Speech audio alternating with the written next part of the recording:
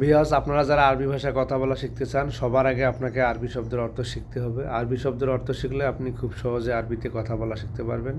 তো চলুন আজকের শব্দগুলি জেনে নেই।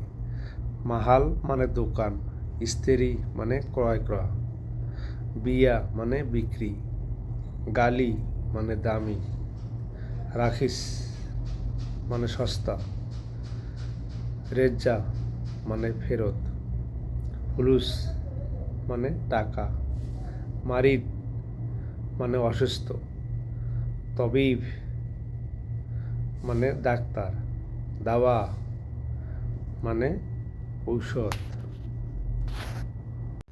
আরবিতে কাবির মানে বড়, আরবি সাগির মানে ছোট, আরবিতে হুনাক মানে ওখানে বা সেখানে, আরবিতে কালাম মানে কথা, আরবিতে শগল মানে কাজ, আরবিতে আমেল মানে শ্রমিক, আরবিতে হয়েন মানে কোথায়, আরবিতে খামসা মানে পাস, আরবিতে ফাদি মানে খালি, আবার আরবিতে ফাদি মানে কালাম ফাদি মানে চাপা মারা, আরবিতে মিটা মানে কখন।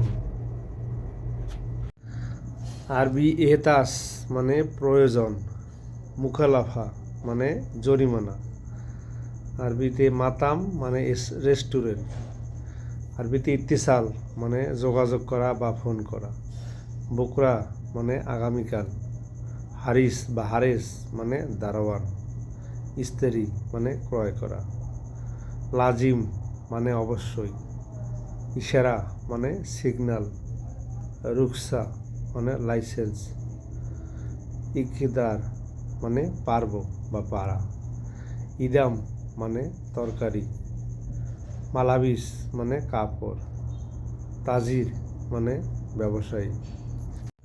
আরবিতে সা মানে ঘন্টা, আবার ঘড়িকেও আরবিতে সা বলে, ওয়াক্ত মানে সময়, আরবিতে ইয়ম মানে দিন, আরবিতে ইজবু মানে সপ্তাহ, আরবিতে সাহার মানে মাস, আরবিতে সানা মানে বছর, আরবিতে সা মানে ঘড়ি, আরবিতে সানিয়া মানে সেকেন্ড, আরবিতে দিগিগা মানে মিনিট, আরবিতে আলিয়ম মানে আজ, আরবিতে বুকরা মানে আগামীকাল, আরবিতে আমস মানে গতকাল, আবার গাবলামস মানে গত পরশু।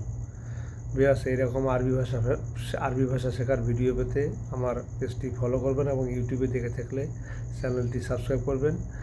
আর আপনারা আরবি ভাষা শেখার আগে অবশ্যই ভালোভাবে আরবি শব্দের অর্থ শিখবেন। অর্থ শিখলে আপনি খুব সহজেই নিজে নিজে আরবিতে কথা বলা শিখতে পারবেন। কারো কোনো প্রয়োজনের দরকার নেই। পেজটি ফলো করে সাথে থাকুন।